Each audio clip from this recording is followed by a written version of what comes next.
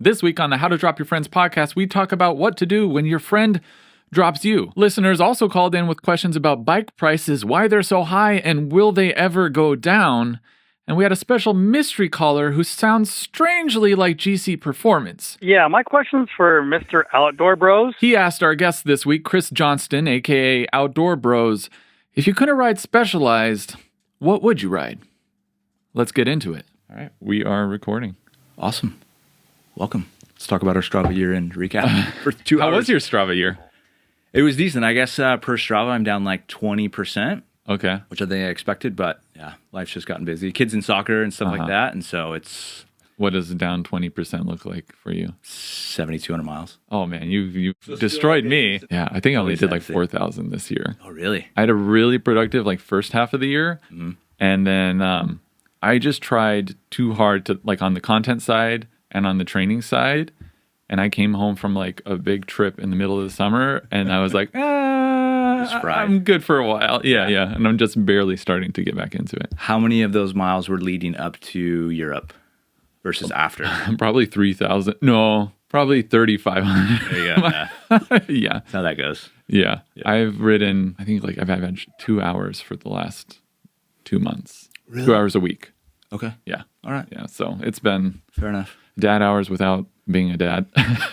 You're busy. You got this going on, so. Yeah, that's the excuse. That's the excuse. Well, thanks for coming all the way up here. Yeah, for sure. Thanks for having me. Appreciate it. Are you from Southern California? Yep. So born in Long Beach, grew up inland, lived out there till I was like 18, lived in South America for a couple years, and then ended up down near the beach, and I've been there for 15 years. Been married for 15 years, so been out there ever since. What do you like about Southern California? I think for us, it's just we've established roots here. Like our families are here, and it's just, it's kind of home for us. Like we have our routine in our city. We live in Costa Mesa, so it's like we go to the same lunch spot. We see the same, people every Saturday, and our kids are, in schools that are 3/4 of a mile down the road, and we just have everything here. Like if we want to go skiing and snowboarding, it's a couple hours away. We want to go to the beach, it's 10, 15 minutes away. And if you want to ride bikes, like there's like, I think, world-class riding, like right out of our garages, which is hard to beat. And the weather's obviously pretty good year-round, so. Yeah. It's a little cold in the mornings now, but. It's so funny. I feel like people always discount whenever we talk about how good riding is in Southern California. Even other Californians, like in Northern California, they're like, you don't know, like we have Mount Tam, we have all...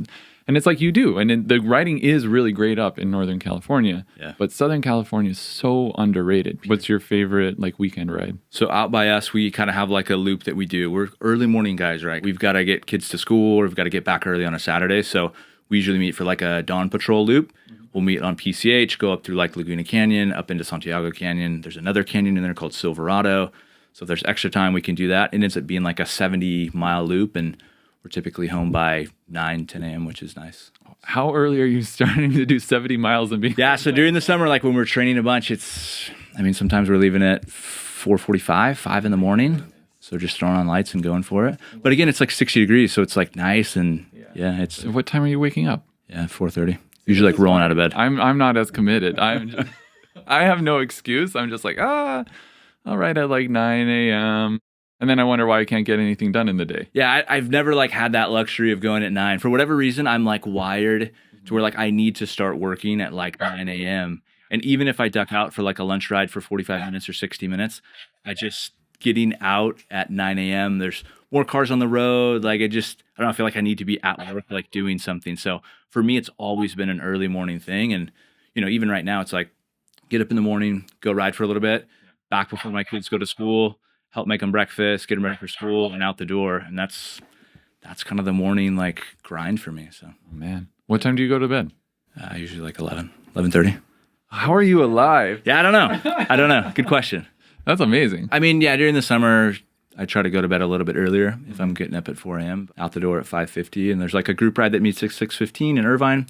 Go jump on that group ride, back home by 7:30 or so. Is it really like all S-Works, like it looks like on your channel in that ride? I think like our guys that we ride with, I think that's just kind of like the language that everybody speaks. And so inevitably when I started riding with them, I was already riding like an S-Works Venge or something like that. And so they all had Specialized bikes. And so it's kind of like everybody speaks that language. And I do think that Specialized has a stronghold on Orange County in general. So just a lot of guys in group rides are riding tarmacs, and we have like a Specialized concept store. I don't know if they call them concept stores anymore. Right on like 19th and Harbor, which is 2 miles from my house. And those guys they're just good guys there, like good mechanics. They know how to work on the bikes. And so it's an easy, like seamless relationship with them. It's so nice to have like a good bike shop. Totally. So if you could not ride Specialized or ENVE, because I feel like those are the two most common brands on your channel, what bike would you get? Oh, that's a good question. I'd probably go with something like a Blackheart. Like I really liked those bikes. I had a chance to ride that Titanium. I rode the Road AL. I rode the Gravel AL as well. And I just thought they were like really cool. I think the brand is cool. I think a lot of buying a bike and like buying into a brand is kind of identifying with the brand. And I think what Blackheart is doing is really cool. So it's not a plug for Blackheart. That's just me having ridden their bikes. I thought they were really cool. And even like some of the marketing stuff they're doing with like, is it Johnston? I think it is. Like, I just think that's really cool. I think that is what cycling needs. I think we need kind of a little bit of like an injection of culture into our sport to maybe move it a little bit away from like the, everybody's pinning a number on to go race. Yeah. It's like, hey, there's enough diversity and a big enough group amongst all of us that we can all be into different things. Not everybody has to go super fast. Like you can have your group that does their thing. And I think that's really cool. So I like what Blackheart's doing. I think they're really cool. And yeah, I'd probably go Blackheart. That's cool. Yeah. Boo rides in the group ride that I go on. Oh, yeah. And then Jess Meany is another cool person that rides Blackheart there. There's a bunch of them. It's funny, the crossover between like skaters and cyclists in like the LA scene. Did you skate when you were younger? I did. So I skated and snowboarded, and I always thought that culture was really cool. So when I started cycling, I feel like I inevitably am like hardwired to still be part of that. Like if you look at who I follow on Instagram, a lot of it's people who still snowboard and people who still skate. Like I was watching like Eric Costin's stuff last night and just some of the things that these guys are doing. And I'm always like, we got to figure out a way to like bring that over into cycling. Yeah. Because I remember when I started, it was like, if you're not riding with like your club jersey that has like 1,000 Hammer logos on it, like you're not cool. And I always thought that was kind of lame. And so when we started, I think that's when we talk about Attacker, like that's where Attacker came in, is I feel like Attacker coming all the way from Australia had really cool kits, and they were like doing something different. It was loud, it was different, and I think that resonated with me. So yeah. Well, thank you for plugging my own sponsor. That was there you go, Attacker, Stephen and Greg. I like the vibe here with cyclists because of that. There's a lot of people. I skated when I was younger. I was horrible at it, and snowboarded, and I was a little better. And it's I don't know. I've thought a lot about it. And I've talked to like some people, some of my friends about it. I have this buddy Dave, and his theory is that like skating on the road, you were like hated, and it was kind of dangerous. And now riding bikes on the road, you're like hated, and it's kind of dangerous. Yep. So it's like the middle-aged version of like being a skater punk, and it's like starting to come along. For sure. And I think it's gotten a lot cooler, thankfully, over the last few years. I feel like since the pandemic, I think a lot of these people who have like aged out, like we can't all go skate because of just our ankles are going to break and we're going to be sore for weeks. But like we can go ride bikes, and that's a good way to stay healthy and have fun and still have like a group that you can hang with. And how often do you ride gravel? I was riding gravel quite a bit. Usually, so we do like a 200-mile race in September. That's a road race that's called Lodoja. Yeah. It goes from Logan, Utah to Jackson Hole, Wyoming. So there's a lot of road riding that leads up to that, to the point that we're like sick of riding on the road after. And then I usually like just throw the road bike on the trainer. And so I think the Tarmac sat on the trainer for almost 2 months. I didn't ride it. And I was just riding like the Crux and riding my Epic Evo. Is it always kind of seasonal like that for you, or you? Typically, we'll try to mix it up a little bit, but inevitably we end up back on the road. It's like Tuesdays, we're like doing these hill repeats in Newport Coast. And then on Thursday, we'll do this Coffee Crew group ride that's kind of like an open group ride that everybody does. And then Saturdays are typically long road rides. So maybe on a recovery ride, like a Monday, Wednesday, or a Friday, there's like a gravel ride mixed in, but 75% road, 25% gravel. Hopefully that shifts over the years because I love gravel. Yeah. I have a follow-up question, but I'm going to kick these guys out of the room. Go for it. How's the audio and stuff? It's great. Decent? Perfect. Good? Yeah. You're doing awesome, man. Oh, thanks. Going into it, I always know too, like I will record a video and I'm like, oh, dude, I sounded like I was like energetic, and I'll go through the edit. I'm like, oh, I actually sound like I'm it's bored. Crazy, right? So I have to like up it like 5 notches. So anyways, if I sound like I'm just bored. No, you're doing really good. Let me know. Yeah, I'm kind of like learning.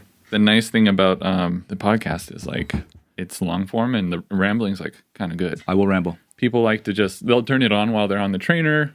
Yep. They like to just like hang out. They're looking for they're like, oh, I like Chris's stuff. I want to spend more time with Chris. And then, Sure. So the more rambling, the better. Yeah, man. Okay. So Yeah. you really have it dialed in and schedule wise, it sounds like you're like, on this day I do this, on this day I do this. Yeah. This and that. Have you always been like that? I haven't. So when I first started, I was kind of like the classic, like 2-3 weeks on, 1 week just totally blow up everything. And then I'd be like 3 weeks on, but I was really, really inconsistent. And I was doing triathlons back in the day, as everyone I think does, kind of getting into cycling is, they have a buddy who's doing triathlons. Maybe it's not as big now, but when I did it, it was like the thing. Yeah. And so I hired this coach, and it was the first time that I had ever been consistent with my training. And I realized that like consistency was huge. So I think Trainer Road works really, really well for me, is because I can just plug in a plan, I open up an app in the morning, jump on my smart trainer, and like I'm off to the races.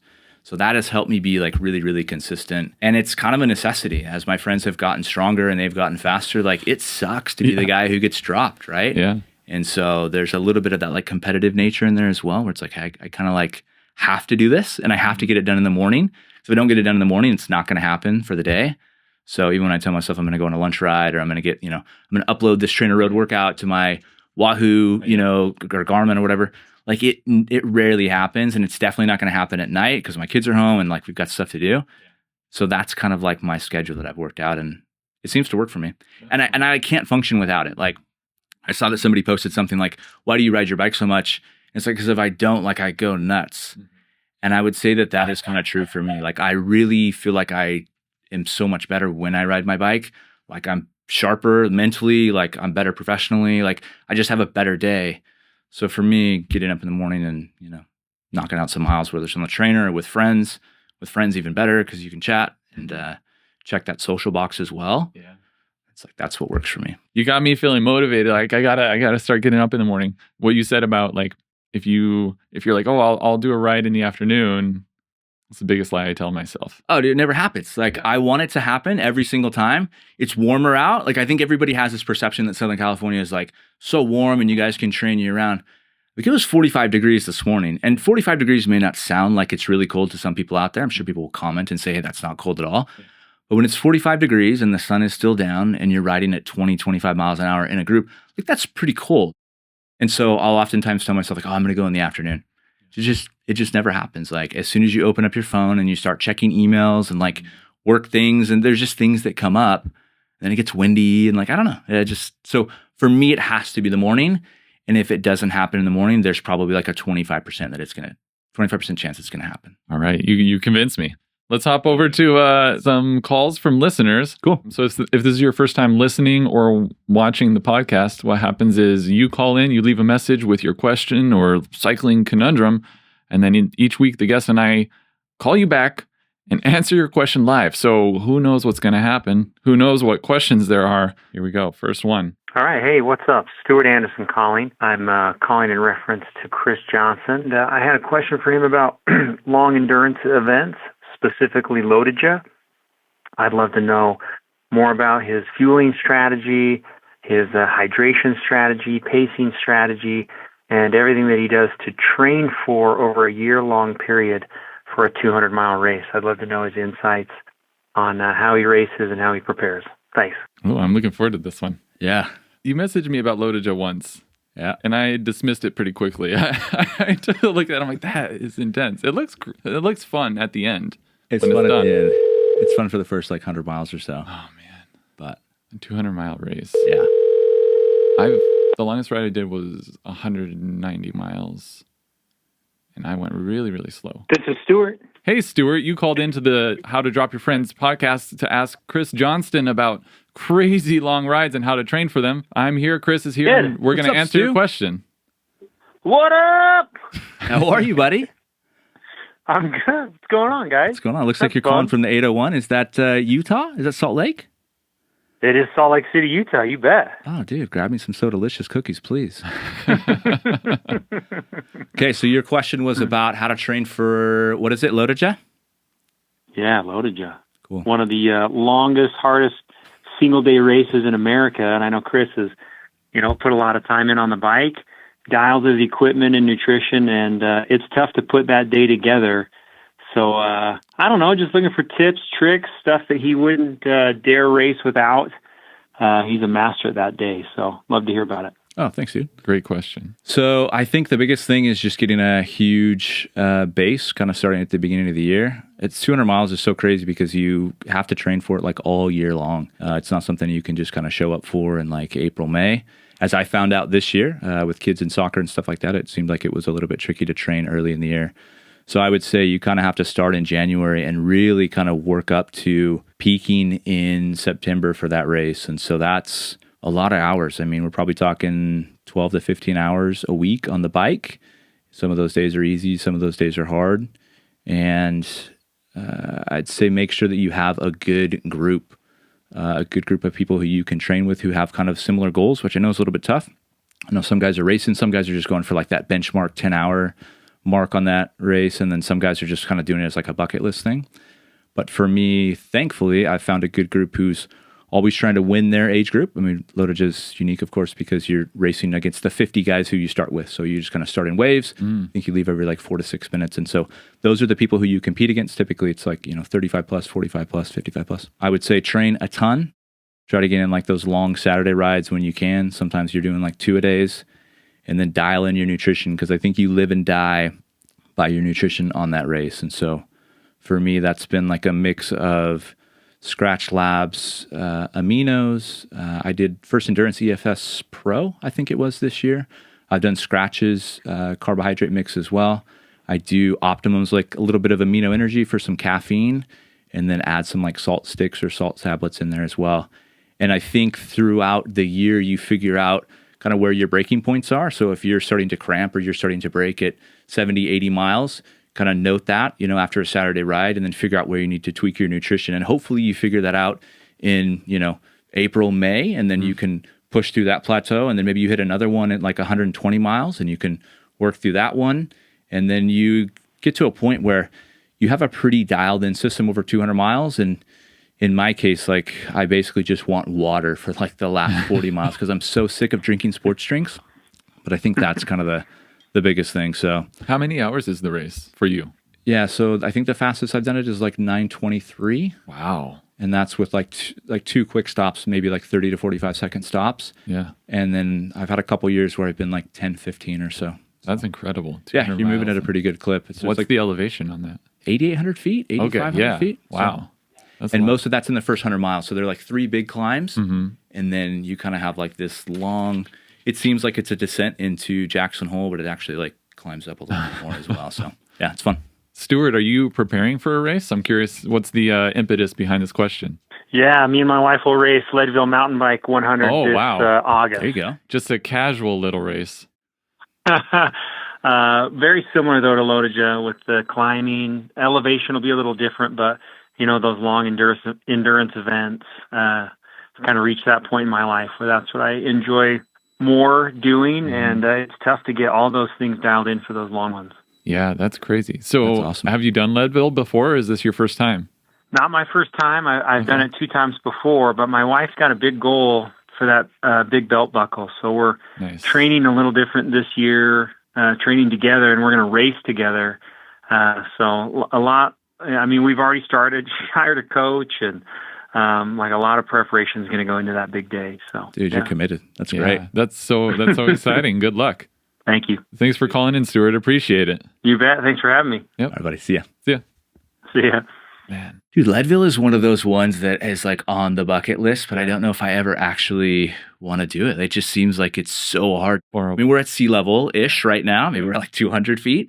But thinking of racing up to like 14,000 feet, it's very difficult for folks like us to train for that. So. Yeah. I went to Bolivia last year, and I was shocked at how much elevation it was horrible. Yeah. We started at, I think we started at like 4,000 feet. We worked our way up to 15,000 feet. And as soon as I hit 12, I was seeing stars in my eyes. Yeah. My power just dropped precipitously. Yep. It was crazy. I felt like I was like doing threshold and I was below my zone 2. Yeah. It got so bad that like by the time I was around like 13,000, 14,000 feet, I had to stop every few minutes just to like until the stars disappeared out of my eyes and the tingling in my fingers was gone. And then I would go like another 5 minutes and then I would stop. And it was just, so I see Leadville and I'm like, man, you just, and I guess you just have to like be at altitude for a while. One of the guys that came on that trip to Bolivia, he lives in the UK, he lives in London, and he went to like a sports training center, did the training in the altitude chamber, all of that. Really? And he did better than all of us with the altitude, but even for him, it's tough. It's just like altitude is just something that's... It's brutal. I mean, I think the closest thing that we have here are just obviously local mountains. I don't know. You climb more local mountains here. We get up to what, 7,500 feet, 8,000 feet? Yeah. If you go over into like on the Angels Crest Highway, you go up to Mount Wilson, you can kind of start getting some elevation, but still it's... Yeah, that's not that, like we're still talking about 6,000 more feet. Yeah. When I left, which is crazy. La Paz and flew to fly back to LA, I had a layover in Bogota. Okay. La Paz is like almost 12,000 feet. Bogota, the airport, I think is like 7,500, 8,000 feet. Yeah. The air felt so thick and luxurious. I couldn't believe it. Like I felt like I was in a soup. Yeah. That experience scared me off of like any high altitude adventures for a while. Totally. I'm not far enough away to forget what it was like. When I lived in Peru, I spent like a bunch of time in Lima, and then we would take a flight and go to Cusco. And I think Cusco's like 10,000 feet. Yeah. So like one Monday you'd be playing soccer at sea level, and then the next Monday you'd be playing at 10,000 feet. And it's like all of a sudden you can't run, you can't do anything, and it takes so long to acclimate to that. So it's nice when it goes the other way. Totally. I went to the University of Utah, and then I moved to Ohio. And so I went, like, what's the elevation in Salt Lake? I don't know. 5,600 feet, 4,500 feet, something like that? My first week in Ohio, I felt like I could run for hours. And we play ultimate frisbee, and I could literally just like run the entire game without stopping, like a full out sprint. Yeah, we have friends that come from out of town, and like we'll be doing our normal local climbs, and we're talking like 1,000 feet of elevation gain per lap. So like literally from sea level up to 1,000 feet, and they come from, again, Salt Lake area, and they're training up there in those mountains at 7,500 feet, 8,500 feet. And they come down here and they're like, oh, this is easy. It's not fair. Yeah, it's not fair. Yep. And that's the challenge with that Lotoja race too, is that you have all these guys who live in, Utah, Idaho, Wyoming. Mm-hmm. So they all race up there at elevation, and then, us guys from down here come from sea level, and it's like, yeah, they've got an advantage. So it's like when teams go to Denver to play basketball or football or whatever. Yep. And yeah. Exactly. I don't know. You're not selling me on Lotoja with I know. Sorry. I'm not good. Sorry, Lotoja folks. It's fun, though. I promise. It's really fun. Yeah, it sounds like it. It's funny how, like, for cycling, like, I have a buddy, he's always like, cool hobby, man. Like, when we're in the middle of, like, a crazy ride. Like, this is great. I can't believe this is what we do for fun. Right. Yeah, we do this. Yeah.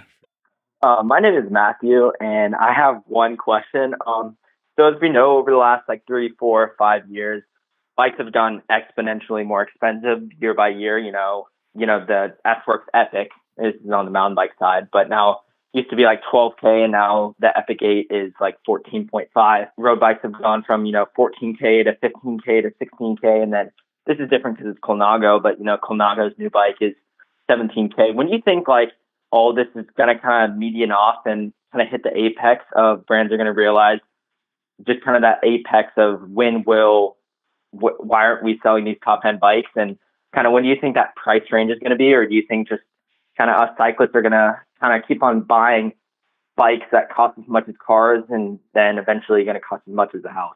Thank you. All right, let's call Matthew back. Bikes are getting expensive. They're super expensive. I feel so insulated because I'm very lucky that I get bikes to ride. I don't know if I'd be cycling if I wasn't an influencer, it's just so pricey. Yeah, there's ways to work around it though. You can always buy used.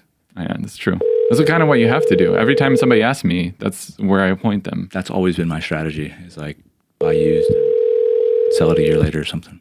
Hello? Hey, is this Matthew?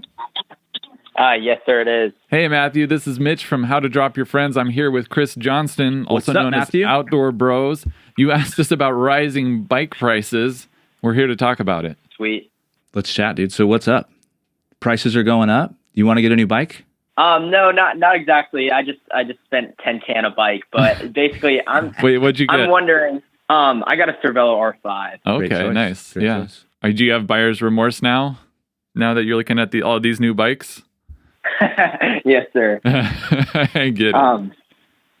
So I was wondering, like, over the last like 3, 4, 5 years, as we know, like not just road bikes, but mountain bikes too, just parts like have all grows exponentially in price. And it seems like, us cyclists haven't really stopped buying those. When do you think, like, I can't imagine 5, 6, 7 years down the road where the highest end road bike is 19, 20K, and that's kind of the norm. And I was just wondering, like, when do you think that kind of apex of price will be between like cyclists just being like, okay, like maybe like I shouldn't buy that bike, and like bike brands just kind of level off on their rising prices? Good question.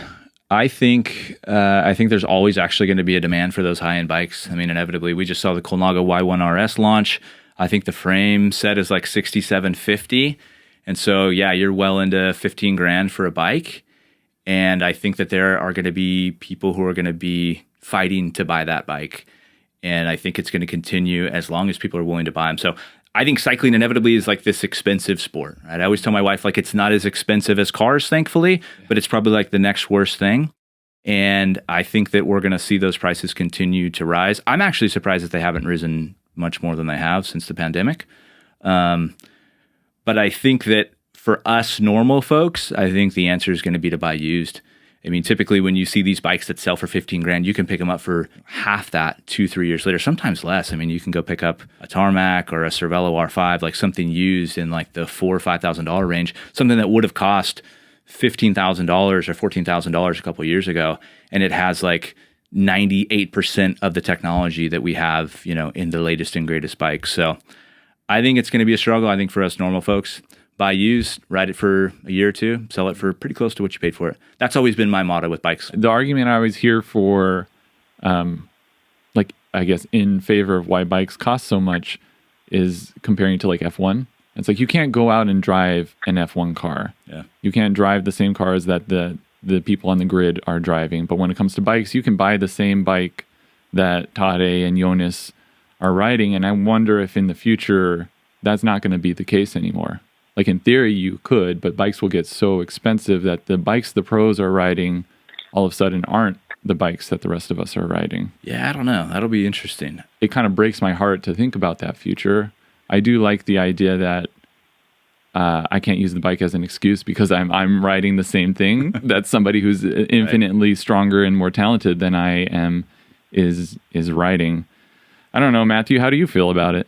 I mean, I think there's going to be I feel like you're right. I feel like eventually, like the pros are going to be riding just bikes that nobody else can afford and really nobody's going to have them.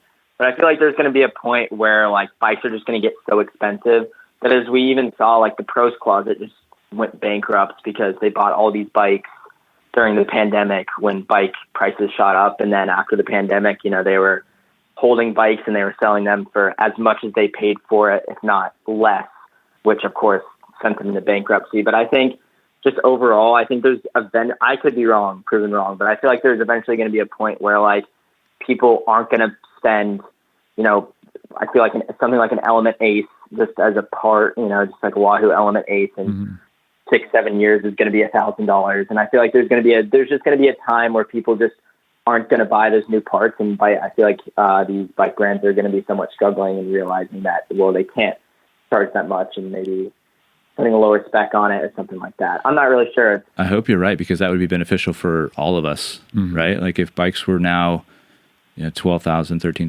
$10,000, whatever it is, and we can pick them up on the used market, like that would be amazing. So I hope you're right, Matthew. Yeah. It's a very like somber topic. It makes it feel like we're at a funeral or something. I'm hoping that it does kind of like stabilize at some point. I don't know what the answer is. And honestly, I'm in a really fortunate situation making content that I get to ride all of these amazing bikes that I would never buy myself. Chris and I were talking about this while we were dialing your number. I think I've forgotten a bit of like what the sting to the wallet feels like when you buy a bike. And besides, this is just the bike, right? Like cycling in general, you got to buy a kit. Yeah. You got to buy a helmet. You got to buy sunglasses. You got your shoes. You got to buy your fuel. Yep. you can easily, I mean, a rookie mistake I made when I bought my first like nice road bike was I spent my whole like allotted budget on the bike, not realizing how many accessories I needed to buy. That's why they say you can never get out of the sport because it's like too embarrassing to have to sell everything, right? It's true. It's true. I literally started my YouTube channel to justify the amount of money I was spending to my wife. Yep. It's a write-off, right? Yeah, so maybe that's the solution. We all have to become content creators, and then the world really will end. So that's it, Matthew. You just have to start a YouTube channel, and then you can buy whatever bike that you want. And that's why you call into this podcast, for really good, solid solutions. Yes, sir. Well, I work at a bike shop, so that bike I just bought, I did not spend that much. So you could get a job at a bike shop too, and that helps a lot. But That's I was true. That's I right. was just wondering, just because every year, you're looking at I was looking at some the Cannondale market, and just from last year's bikes and the new bikes, I mean, it's $1,000 difference for all the specs, just MSRP. So it was just curious. I looked at a graph too, and it was just rising. So I just didn't know when that was going to median off. Yeah, I think it's a combination of everything, right? Because in that bike, you've got an increased frame price, components are more expensive. I mean, the new SRAM group set's like $4,000. Wheels are $3,000 now. And again, I'm talking like top end spec if we're talking like $15,000 bikes. But yeah, it all adds up as everybody adds 10%. Now that whole package is that much more. So What you got any exciting rides you're going to take your R5 on? No, not really. Just base season, just long hours on the bike. But I was also, this is another question. Do you think like it's kind of going to drift away new cyclists from getting into the sport when they go to their local bike shop and they're like, whoa, $4,000 for a bike that was like $2,800 5 years ago? Yeah, I think it's going to turn some people off to the sport, but I also believe that like everyone has their thing, right? Like for some people, it's going and spending gobs of money on their house or cars or whatever. And for some people, it's like they want to spend money on a sport. And so instead of spending whatever, $50 or $100, I don't know how much gym memberships are now, but they will spend that amount of money on a bike over a period of time, and maybe they sell it in 2 or 3 years or something like that. I think it's going to turn some people off. I think some people are going to figure out how to do it. And then again, I go back to like the used market. I think that same bike you walk into the shops, that's $4,000 now. Somebody who is just getting into the sport has really no reason to go spend $4,000 or $5,000 on a bike. I think they can hop on Craigslist and maybe risk their life for some like back alley deal to get that same bike for $500 or $800, a couple years later or something like that. So yeah, I think that's where the opportunity is. What do you think about like the Chinese bike market? I was just listening to the Nero show with Joe from China Cycling on the way here. I think they are actually kind of taking that low end market and really capitalizing on it. If you don't care about which brand bike that you have, I think that's a great option. My challenge with those, and I'm sure they're great, is that I typically go through bikes every couple years. And so when I go to resell those, it's always a little bit more difficult to explain like, oh, this is kind of the same as this bike, but it's like the China brand. And so that's where I struggle with those, where I feel like if you make the initial investment, you can kind of sell it on the back end and you're still going to lose about the same amount of money, or you're going to maybe break even if you've bought smart. So yeah, that's a good point. It'll be interesting to see over the next couple of years if that market continues to increase in like the Western world, and if those brands gain notoriety, and then does that put pressure on existing bike brands? We're way out of my own expertise here, by the way. I'm a YouTuber, not an economist. So, but basic supply and demand, right? So it'll be interesting to kind of see how that changes. I agree. Yeah. How much cyclists will pay to not get dropped on the Sunday group ride? That is the real question, right? That's the heart of it. And unfortunately, for all of us, I think it's an infinite amount. So we're really only hurting each other. That's it. Yeah. We need to stop the problem.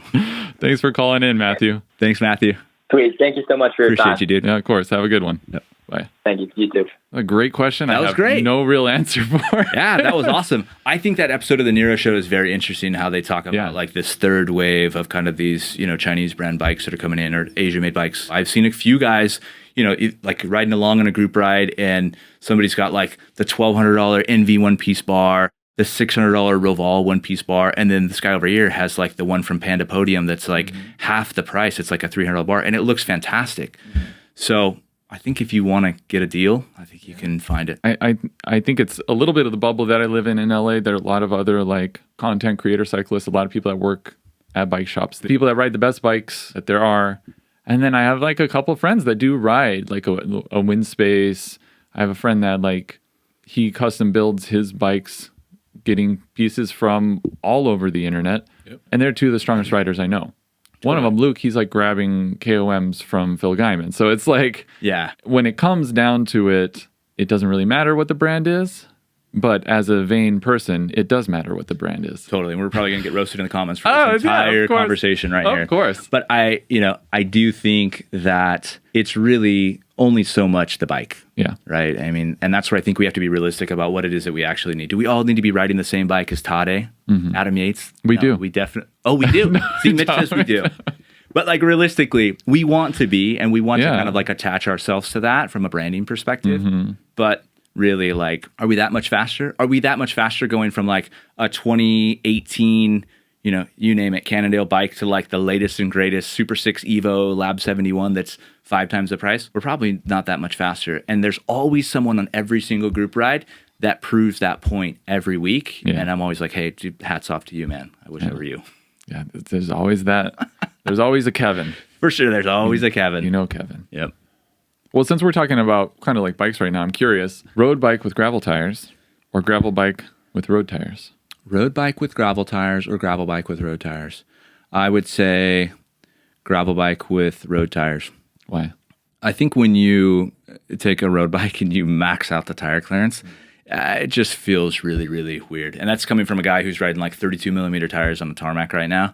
I just... that's fine. But if I were to like go any further, I just feel like it changes the handling dynamics. You're kind of pushing the envelope in terms of tire clearance. I'm a big believer that like tires are everything, and choosing the right tire that works for you and where you live and the terrain and the width and all that stuff. That is probably the number one most important decision before you ever go spend gobs of money on a bike. Figure out which tires you're going to ride, because that I think is the biggest impact that you can make for the least amount of money. It's the least sexy thing, but it is what it is. And I've just found that when you take a gravel bike and you put road tires on it, again, it's not ideal, but I think the opposite is definitely less ideal. I'd take a do-it-all bike or a gravel bike. I throw some 32s or 35s on it. And I mean, you can still be Kevin. I don't know Kevin, but you can still be Kevin. Kevin's legendary. And then you need just one bike. And I think that's the thing too, is we get into this like, okay, you need a road bike for this, and you need a gravel bike, and you need a mountain bike. Not really. I mean, if you need just one bike, you can just have that kind of middle ground bike, and then you don't need the other ones, and you can make it work across the board. You've been talking to my wife. You just need one bike. What are your thoughts on the mountain bike tires led by Dylan Johnston? Dude, I love those videos. I think it's cool that they're pushing the envelope in that direction. I had a friend, Dan, who was like, hey, I've got an ENVE Mog. I've been putting these, I think it was Aspens or something like that, like 29 by 2.25 inch tires on there. He's like, it's amazing. It's so fast. Like, all right, I've got this Crux. I'm going to try it. So I had some 2-inch mountain bike tires. I like trimmed the tread off, meticulously cut them off with the razor. And it was a really cool experience. I don't know if it's like my everyday setup. I think that 45 millimeter is like the sweet spot for me. But I do think that it's really, really cool. But then I go to like, I'd rather just be on my mountain bike. Yeah. So it's that gray area. A gravel bike in itself, I think, is inherently in that gray area of like, it's kind of a road bike and it's kind of a mountain bike. And when you start to get to the outer edges of the gravel bike, I think after a few rides, you just kind of say like, I'd rather be on my road bike, or I'd rather just be on my mountain bike, because it's nearly as fast, but then you have additional capabilities. Yeah. That's kind of where I'm at right now. I've been borrowing this mountain bike from BMC. It's a 4-stroke. Sweet. It's great. It's a lot of fun. And I'm kind of like, do I want a gravel bike, or should I just do road and this mountain bike? Yeah. The thing with mountain biking I found is that I have to travel to a place to ride the mountain bike. Yep.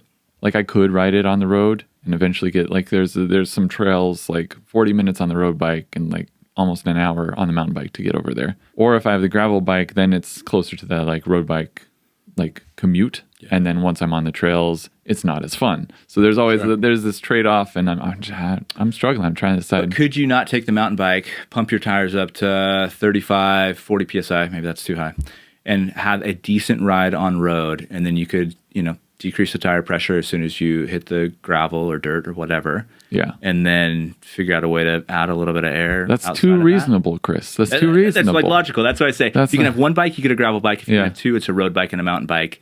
And then you just figure out how to close the gap in between them. And what's the third bike? The gravel bike or third bike's another road bike? Nah, gravel bike. That's a good question. That's a good question. Yeah, probably a gravel bike. You never have too many bikes. That's true. All right, let's go to another call. Hey guys, this is John on a mobile calling from Heber City, Utah. Quick question. What do you do when your friend that you introduced into cycling starts beating your times. They start beating to the top of the hill. They even take the occasional city limit sprint. Do you claim some sort of portion in their successes, take some pride, or do you immediately block them on all platforms and avoid ever riding with them again? Thanks, guys. I'll hang up and listen. Sounds like great question. Sounds like he already knows the answer. Yeah. You just need to confirm what he already knows. John. Hey, John. I just have to offer my condolences. You called into the How to Drop Your Friends podcast. Your friend is dropping you. It's the worst possible scenario, but we're going to help you out. What's up, John? Hey, guys. How are you, Thanks buddy? for calling me back. You're right. It is a worst-case scenario. Yeah, So go ahead. I was just going to ask, how long have you no longer been friends with this person? It's going on 3 months now, Okay. actually. Okay. So it's still fresh. He doesn't know yet. He, No restraining order yet. I've had excuses Uh-huh. as to why I haven't gotten back on the bike with him. Yeah. But eventually he's going to start getting suspicious that we are actually no longer. Yeah. Of course. Let's diagnose the problem. So did he upgrade his equipment? He did. Okay. What's he riding? He's riding an SL8. He's riding an SL8. That has been, I tell you what, that's been the bike of the day. It keeps coming up. Anything else? He's improved his fitness too? His fitness has improved. He's dropped weight. I am pretty sure he's doping. I can't prove it, but he has a suspicious cancer doctor. I shouldn't say suspicious. He's a real cancer doctor. But I have my suspicions that he's on something else. Well, unfortunately, this is a very common tale. Somebody buys an SL8. Yeah. They lose weight mysteriously faster. Yep. I think you're doing the right things. I think you start to block him across all social media channels, start to ghost him, join different groups. Mm-hmm. I don't want to say you slash his tires or anything like that, but maybe spread some tacks out on the road where he typically rides. Now, Any I advantage? don't have an SL8. How easy is it to take the seat post out so you could fill the frame with, hypothetically lead or a similar hard. substance? Not hard at all. Yeah, typical Home Depot run, and you can get everything that you need. Just number 5 Allen. Okay. Now the trick is going to be you have to make sure that whatever you put in is going to stay in place, because it's going to be a dead giveaway if there's like noise of things moving around in the frame. So what you want to do is put the lead in and then use some of that expanding foam. That's going to lock it in there for you, and you can add an easy 5-10 pounds. Yep. To that frame. But I probably need to do it slowly in increments. Don't you think? Yeah, has he learned how that's a really good point. It's the frog in the boiling water situation, right? Let me tell you, John, I'm impressed. I'm impressed. You've thought this through, haven't you, John? If his bike goes from 15 pounds to 22 pounds, he's going to notice. But if it goes from 15 to 16. Now what about, have you tried like killing him with kindness in the sense that maybe you drop off a gift basket full of donuts, full of, zebra popcorn from Costco. It's on sale right now. You can drop off, cookies. I know cookies are big out there. Those kinds of things will weigh him down equally as much, and he won't really notice it. So you might try those tactics as well. Wow, I like that. That was a good pun there. I like it. I haven't tried that. And I hate to resort to drastic measures, but have you considered like improving your own fitness or upgrading your bike? I haven't stooped that low yet. No. But what bike are you riding now, John? I'm riding an SL7. What color is it? It is black. Is it gloss black and white? Gloss. Yeah, that's about the best bike in the world that you can get. Yeah, limited edition. Very good. What happened to your original bike? I got this off a shady character on the corner of Salt Lake City. So right behind the swig. You gotta watch out for those characters. Yeah. Okay, got it. Oh man, John, what's your 2025 look like? What are you looking forward to riding next year or this year? When this is released, it's this 2025 will be this year. So I didn't get into Steamboat gravel, SBT gravel. Probably good for your SL7. That, but also a little relieved. So I think I'm going to be, going back to the drawing board and seeing how I can't improve my own fitness so that I can take my rightful place at the top of the peloton here on the local group rides, social rides. Okay. Chris, what do you think John should do? I think, John, if you're calling from the 801, it looks like, I would say that you sign up for a race called Lotoja and you just fully commit to that right now. And you start a training plan January 1st, and you just do it. Find some suckers to race with you. Tell them it's going to be a good time, and just go all in. Well, that one's a given. I am returning for my 21st Lotoja. 21st. Whether it's a good showing, that's TBD. But I will be there. What's your most memorable experience from Lotoja? 21 times. Man. Probably pacing my dad to his first sub-10 Lotoja. That was probably my highlight, to be honest. That's awesome. I've been on a couple podiums, but the one I remember the most is helping somebody else reach their goal. And that shows us, why you are a good person and your friend just really isn't. How dare they drop you when you're the kind of person that pulls other people across the line, helps them meet their goals. They don't know what they're missing, John. John, I'm so sorry. Dude, it's not. I spent years waiting for this person. Out of the kindness of my heart. And now he has to wait for me. I don't appreciate it at all. Does this person have initials that we could talk about on air? Probably best not to, but yes, it's NL. Okay. Got it. Ned Landers. Yep. I know him. He's a horrible person. Nailed it. We're here for you, John. Well, John, thanks for calling in. I really hope that this issue is resolved, and you have our hearts, our minds, and our thoughts are with you. Appreciate the call back, guys, and the advice. I'm gonna take it to heart. Thanks for calling. Box of tissues coming your way, buddy. Yeah. All right. Goodbye, John. Guys. All right. See ya. Gotcha. See ya. Poor John. Tough luck, man. We've all had that situation. Kevin, what do you do? Find a new friend group. It's the only possible solution. You don't want to buy an SL8. That's you don't do that. It is interesting as I think this is why I started mountain biking a little bit. Is it's really exciting when you start road cycling and you're progressing, and then you hit a kind of a plateau. Those newbie gains are gone. Mm-hmm. You're kind of at this point, like, what do I do now? And then somebody else. I had this with EJ Trains, actually. Okay. When EJ Trains started, I imagine like a lot of listeners and viewers, who EJ Trains is. If not, he was an editor for NorCal Cycling. I think his first FTP test was like 180 or something like that. And so it's like, okay, it's great first FTP test. Yeah. At the time, I was stronger than him. And then his second FTP test was like 300 watts. And that was just devastating. Dude. What the heck, EJ? How do you How jump could you do that high? to Mitch? How could he? Yeah. AJ. Happens to the best of us. Happens to the best of us. So, sorry, John. Were you competitive growing up? I played hockey a little bit, and then I got into it was kind of like the action sports height, late 90s, early 2000. And so I stopped doing all of that and started like skateboarding, wakeboarding, and snowboarding. And so kind of grew up in that, where it's like a little bit less competitive, but a little bit more of like your own style. And I wouldn't consider myself super competitive until I got a bike. And now I feel like I'm like hyper competitive, maybe not verbally, but I think when you're chasing somebody on a climb, or like we all do it, right? You're riding down the road and you see somebody that's like 500 yards away and you're like, all right, I'm going to catch that guy. Yeah. So I think inevitably there's this competitive spirit that a lot of us have. I think the bike kind of brings that out of us in a good way, in a probably healthy way. I guess I'm pretty competitive now on the bike. Yeah. Yeah. I find it's like, as long as my fitness is similar, there comes a point where it's like, they are so much stronger than me. Yeah. All competitiveness vanishes. Yep. It's amazing how like complacent I can become. As soon as I find out the person I'm riding with wasn't even trying while I was like dying. Oh, it's brutal. And I think that's kind of like where there has to be this unique mix of people who you ride with.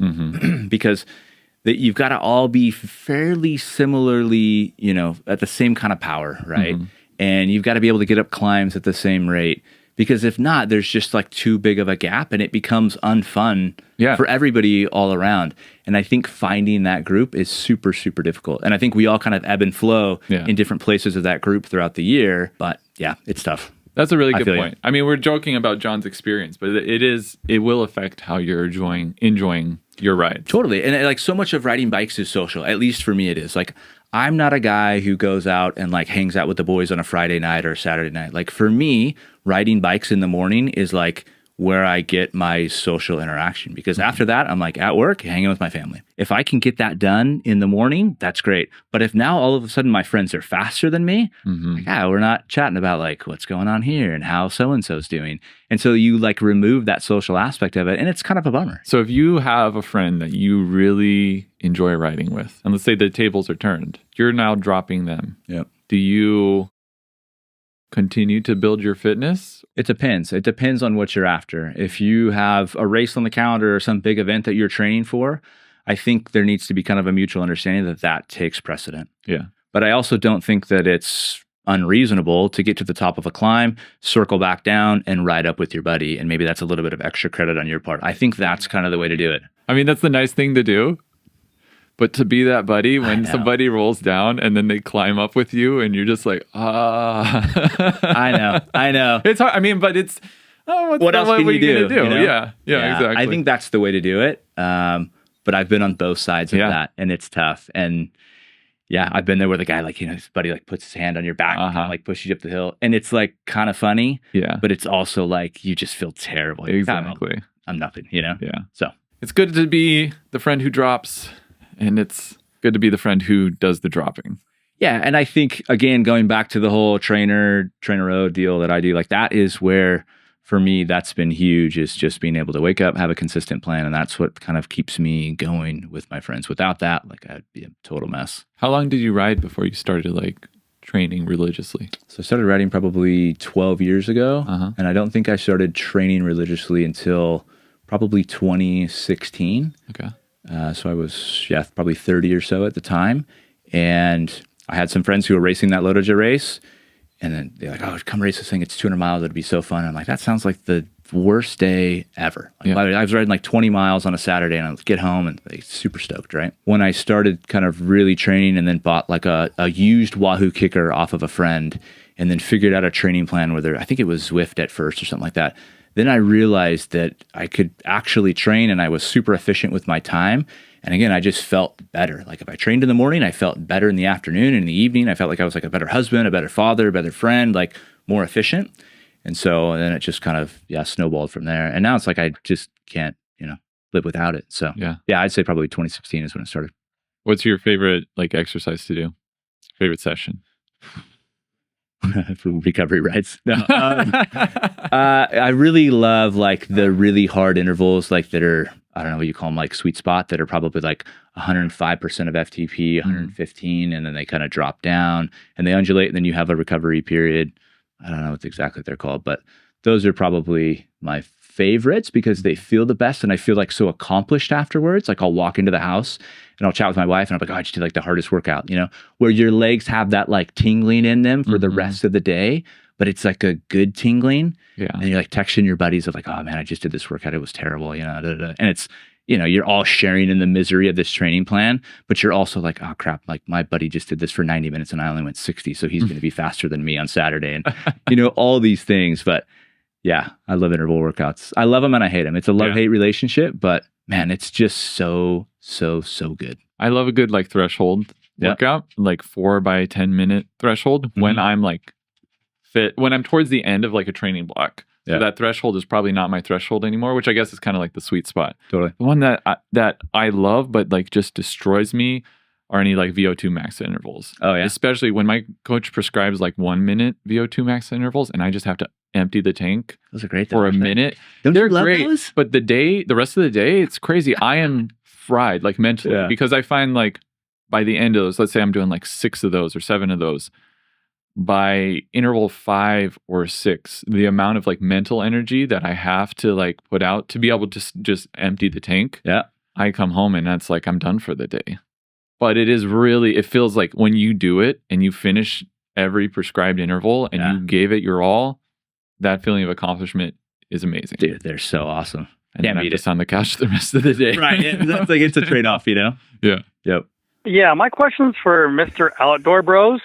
He seems to have a pretty good grasp on all-around riding, mountain bike, gravel, and road. And he definitely seems to favor Specialized. I would like to know if there's any other company that he would ever make the switch to for the full lineup, road bike, gravel bike, and mountain bike. If there's a Cervelo, a Trek, if he would dump the whole Specialized line and go to something else, who would it be and why? Nice. I like This this. call is from an anonymous person. Bye. Well, this anonymous person who we definitely don't know who it is. Never heard that voice. For some reason, I think his name might. He just feels like a Grant to me. Yeah, he does. Well, we talked about Blackheart, but this is good. This is what's a brand that has the full lineup. Yeah. Has everything. All right, let's call him back. Cool. That is a good question. What brands does he carry? I know he has Specialized. He's got Specialized. Yeah. Hello. Hello, anonymous person who we definitely don't know who you are. This is Mitch from How to Drop Your Friends, and I'm here with Chris, a.k.a. Outdoor Bros. You asked him a horrible question. Would he leave Specialized, and who would he leave it for? Also, why do you sound like GC Performance? That sounds very familiar, No, sir. I have a cold right now, so I just sound more nasally than normal. I think I can like performance. picture this voice. It's like he's like in a dark room when he's like lit by a computer screen and he's like leaking the latest info. I don't know, maybe. Yeah, It's, yeah. So I got all the bicycle industry after me. They're all head on me right now. so we got you covered, buddy. Okay, so your question is, if I didn't ride Specialized, who would I ride? Yeah, like why the have you always been a Specialized guy, or I always wonder because I always find it curious for the people who stay inside the ecosystem if it's just because of the brand or you like their products, but there's a bunch of other companies out there. Yeah, Why Specialized? This is a good question, and it's one that I used to get. I probably still get roasted in the comments for it, but everybody like, "Oh, you're the secret Specialized guy. You know, you're like a special ambassador." Yeah. Number one, I'm not a Specialized ambassador. I never have been. I've reached out to them several times to get new bikes, and I've basically gotten ghosted every single time. So there's a shop down the street from me. And I also think if I can like take a step back, one of the things that I think a lot of folks don't realize is that when you start a YouTube channel, like no one is sending you bikes, no one's sending you parts, no one's sending you anything. And so essentially you're just talking about what you have. And so I happened to have, I think at the time, Tarmac SL7. And so like I was trying to maximize that. It was like Tarmac versus this and Tarmac versus that. And what's it like with these wheels and these tires? And so that's kind of how the Specialized thing came about. Then the Crux came to fruition, and I didn't realize there was this whole like do-it-all bike kind of segment of the market. And then I really just basically milked that bike for everything that it was worth. And I think it's a fantastic bike. So there's not been like a real, hey, the Specialized is like behind me kind of whispering in my ear. Never happened. Sure. No, I swear. Sure. Gosh, I wish. From the guy who films with an S-Works box behind him all the time. So that's another one. I had to throw the S-Works box away. That was actually there. So there's a forklift that's typically behind me. And there was like a supplies cart right behind that. So I just stacked like the S-Works box there to like block the cart because it looked messy. But then everyone's like, "Oh, dude, you're just like, it's product placement. You just put the box there." That box actually came from a bike that I bought my wife. It was like a used Specialized chisel from somebody on Pink Bike for like $500, and they sent it in that box. And so the box just kind of lived there for a while. Wow. So, anyways, yeah, you're going way back. Thank you, Grant. Well, Chris, before you answer, I want to hear it. Grant, what bike brand do you think Chris should be on? And what's your pitch? I don't have a think. Like, I always find it interesting, like, for the people who stay in the ecosystem and don't branch out. I mean, I'm in the industry, so I sell a lot of Specialized, and a lot of my customers are returning and upgrading from the same brand because they usually have a good experience with it. But like, he definitely seems like he could definitely be on like a survival aspect of it. Like, cause I know he also rides his Epic Evo, I think as well. So he has a good grasp on like road, gravel, and mountain. So it'll need to be a brand that covers all those. And Cervelo has, pretty good bikes. The road bikes, they have a good gravel, the Aspero, and then also they have their mountain bike, which I don't know too much about, but it seems like it'll hit all his category check marks. So Mitch kind of asked me a little bit earlier about this, and I told him Blackheart because I think Blackheart, as you know, Grant, is a great company. I really like what they're doing. I like the culture. I like the brand. I kind of like what it represents. I think it's cool that it's fairly local here in California. As far as I know, they don't have a mountain bike, so there would be a gap to fill there.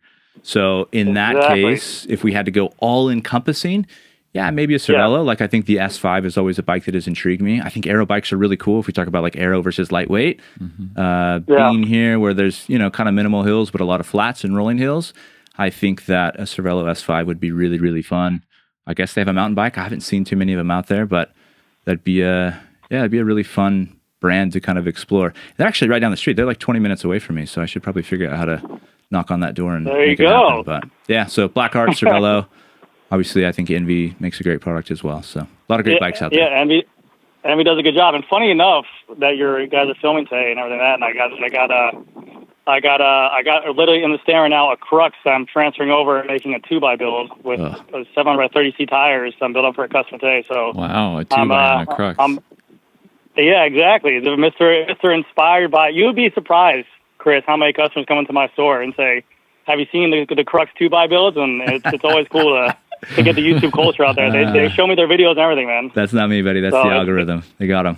No, it's great, man. It's always fun to hear that type of stuff. I like to hear that it's getting back and getting around to people, and it's inspiring people for new builds. Really I appreciate that, man. It's super cool. Like, I will run across somebody who's on a Crux, and like we'll kind of start chatting, you know, and they're like, oh, hey, you know, you're this guy. And it's always fun. Like, I genuinely enjoy like riding with people and meeting people and just asking them. Like, I'm a curious kind of person. Like, if you ever ride with me and you're on a new bike, like, it's probably annoying because I'm like, hey, 10 miles in, I'm like, what do you think?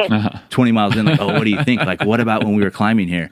You know, so I always like to pick people's brains because I just have one opinion and I have found something that kind of works for me, but I always like to hear what works for everybody else. So yeah, that's really cool. Thank you. On that note, Grant, what do you think the best all around bike right now is?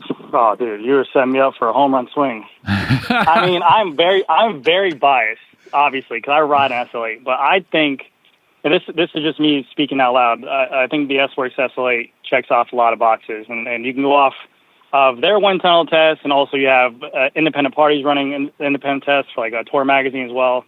But it's one of the bikes that I've ridden that it seems to check off. I'm getting older, as I have not realized this. I'm 33 now, and I have back issues, but it's one of the bikes that definitely made me feel more comfortable on the bike. And then also they say that it's claimed to be more faster than the Venge. It's crazy lightweight. It's very capable. I mean, I've had so many customers kind of fish around, and that's the best thing about my job is that I have customers who experiment with an Athos and like, oh, I love how comfortable this bike is. I love how lightweight it is. I'm like, oh, then you should try Tarmac. And like, it's the exact same comfort I got from the Athos, but just with a little bit more punching power. And then you typically see, and this is again just me seeing what I'm seeing in the industry, a ton of companies that always aim to say that they go, oh, well, this bike is lighter than the Tarmac SL8. It's more air than the Tarmac SL8. It's just it tested fast this way, and they're always comparing to Specialized, and that's why our store has always done so well with them. They're a company that will literally drive people into your store, and not a lot of brands do that. They do a lot of innovating, and they do a lot of branding and a lot of marketing, but their product does do a really good job, and it lives up to the hype too. So let me get this straight. You called in. I know. You said, Chris, how do we get you off Specialized? And then I ask you, what's the best all around bike right now? And you're like, Specialized. Are you trying to slow Chris down? I know. No. I'm always curious to see, like Chris is. I'm a nerd. We're grown men riding bicycles at the end of the day, and I'm a nerd to find out why people ride the bikes they do and why they chose Specialized. And I'm a fan of every bike. I've said this in my channel. Like I have really good friends of mine that I would love to sell them a bike, but they're like, hey, the Trek Madone just checked off these boxes and I liked it better. I'm like, I think the Trek Madone looks sick. So I don't have any kind of issues when people ride other bikes. I just like to know how they, same with Chris, how they feel, how they like them, and yeah. I have two comments on that. I think that is very important. Like, I don't think anybody should really care what everybody else rides. Like, I think there is some kind of a narrative out there that like if you ride a certain bike or don't ride a certain bike that like you should be like shamed for the brand of bike. I think that's so ridiculous. So if there are guys out there who are like bashing people because they ride a certain bike or it's not top tier, like who cares? We're all just riding bikes, right? So Grant, here's my question for you. Would you trade your SL8, which I've seen a million times, I've seen your discount codes, link Grant GC Performance 10. Would you trade that for the new Colnago Y1 RS? This is a good question. Dude, I'm a sucker for aero bikes. 100%. Like you said, I've grown up on the Venge. That was like, I remember when the first Venge came out, and that's the only bike I rode up until they stopped using them. I used the Tarmac S6 a little bit, but that bike, it's one, it looks futuristic. Two, it looks industry forward. Obviously, it's going to benefit me too, but it's such a cool looking bike. I think they did a really good job. And people are always going to say, they're taking bits and pieces off the S5. They're taking bits and pieces off an old Kestrel. I mean, if it's working for a company and they're doing the data for them, they're showing good aerodynamics, like why not take the best of everything and make a super bike? Yep. Well, because all bikes always look very different, and they're all completely unique. Right. Well, that's what I was saying. We had that past 3 years where everything looks like everything. That's I think the problem that I've had a little bit with like the innovation over the last 3 years is like dare I say, like everyone has kind of copied the SL7. Again, that's not a specialized back comment. That is the reality. Like you look at all of them and they all have a similar shape. So thank goodness that Colnago has kind of come along and like pushed the envelope a little bit. And hopefully that technology kind of trickles down into what we're riding over the next couple of years. Because it's not going to be the bike for everybody, but it's cool. We don't all need Tade's bike, but it's kind of nice to get some I'll technology say this. from it. I'm a huge fan of proprietary. People think because I own a bike shop, I'm a huge fan of just like companies trying their own thing and sticking by and say, hey, we did this because we believe this is the best, and I like proprietary tech. The downside of it is that I am a bike shop owner / worker. Well, my father owns the store, but he's not there anymore, but kind of the gist of it. But I hate working on proprietary stuff. So as much as people are like, oh, you just like the proprietary because it's going to keep you in business for longer, the Venge Vise, I like shrivel up whenever I see someone bringing that out for work for a headset adjustment. Oh, for sure. It's a pain in the ass. Bike. Yes. I had the Venge Vise and the rim brake version. I want to change up my stem mill to half-day job. I was like, it's ridiculous. Yep. Whoa. So, but I do love the proprietary stuff on the bikes. I think it's really cool. Cool. Love it. Grant, thank you so much for calling in. Thanks, Grant. You are a man of contradictions. I'm trying to figure out. You're I love the proprietary stuff. I hate working on it. Chris, get off Specialized. I love Specialized. I love it, man. You just say what we all think. Man. Yeah. No, we all are. I'm a conflict. Like I'll say this much. I'll let you go real quick before I cut you off. I'm sorry. Just since doing YouTube, I have been conflicted by so many other views that like it's even like stopped me from selling stuff in my store. I'm like, I like this bike, but I'm like, I've seen other stuff that's like kind of better price point, and like I want to just make sure that the ecosystem of the bicycle customers are happy, and hopefully it returns them into my store later on. I think that comes through in your content. I think your stuff is really fun to watch. You're really entertaining. You come through super genuine. Big fan. Grant, do you have any breaking news here for Mitch that we can include in the podcast? Oh, yeah. What's the latest release? What have you been reading on Reddit?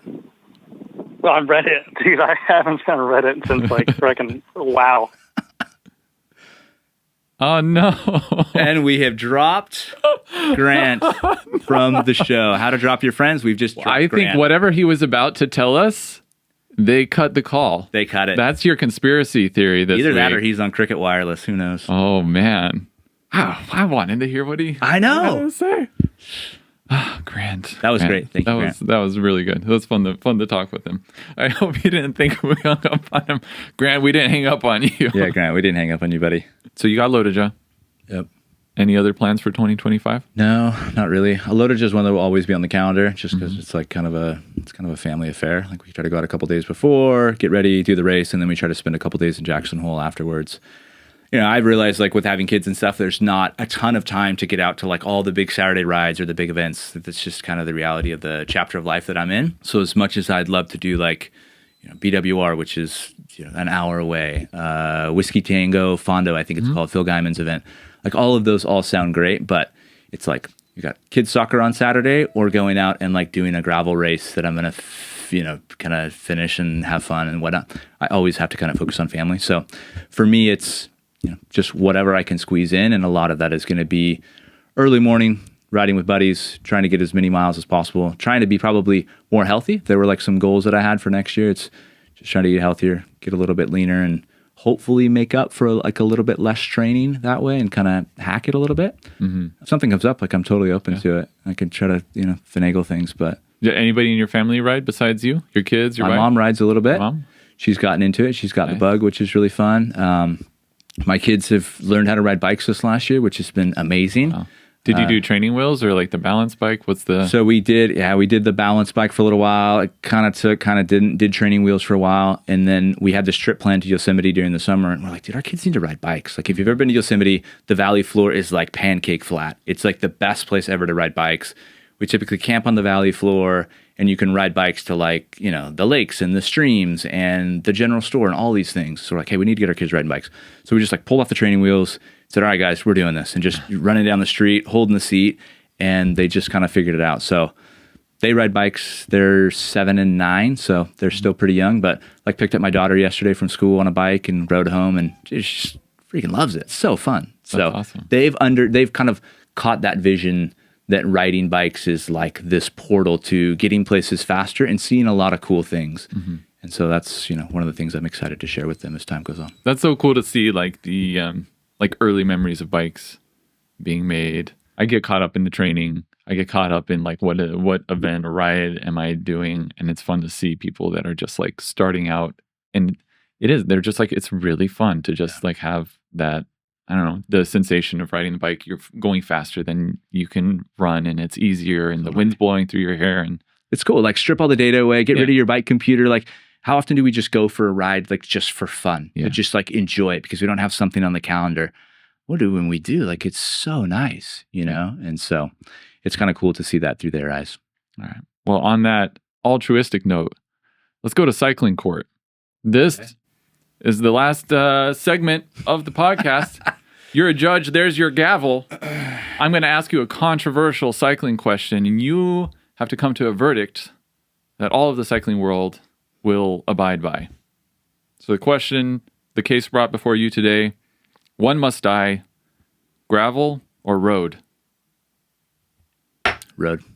Road dies. Road dies. Why? Because I think gravel, it's going back to what we were just talking about, I think it's more fun. I think it's safer. I think it's more fun. I'm a guy who likes to get out kind of into nature and stuff. And I feel like road is easier because you can leave out of your garage. And yes, you could do that on a gravel bike too, but you've got to ride 10 miles to get to dirt and then 4 miles on dirt and then 10 miles back home. But gravel to me is infinitely more enjoyable. And it's just fun to be away from cars. It's fun to just get away from all of the noise, just kind of enjoy, the beauty that's around us. Well, somebody tell Tade, because Outdoor Bros just killed the Tour de France. It's not happening this year. We're going to do more stage whatever that was. Better get ready for Unbound. Chris, thanks for coming on. What do you got going on? Where should people find you? Instagram at Outdoor Bros, YouTube, same handle. And give me a shout, shoot me a message. Love to interact and chat. And great. Thanks for coming. It was great having you on. Yeah, for sure. Thanks, Mitch. Oh man, what a fun episode. Chris lives down in like Orange County, so I actually that was my first time meeting him, but it was a real pleasure to hang out with him. Didn't get to go on a ride. I wish we could have gone on a ride, but we shot this like right as the holidays were in full swing, so I didn't really have time for that, but hopefully we'll be able to do that sometime. I'm kind of playing around with this idea of like a YouTuber invitational where I invite a bunch of cycling YouTubers. Maybe we all rent a house in Malibu or something, and we hang out and ride for a week. Maybe we'll do some like little races or competitions or something. So this is a pipe dream. This is not in the works yet, but it's something I would like to do. I think I just got to find the sponsors, like a way to finance it. But I think it'd be cool because not only would I get to hang out with people, but there'd be some good content I can make. And then everybody that comes to this little invitational could also make content. So it'd be a lot of good stuff for all of you. Anyways, that's something on my mind. Last week I did a live stream. You can go check that out if you want. It was like 100K subscriber Q&A live stream. It was a lot of fun hanging out with all of you and answering questions. Hopefully you enjoyed it as well. Other than that, I got to get back on my bike and start training before I go to Hawaii with Phil in like 2.5 weeks. I'm not really ready. And I may already be having nightmares. See you later.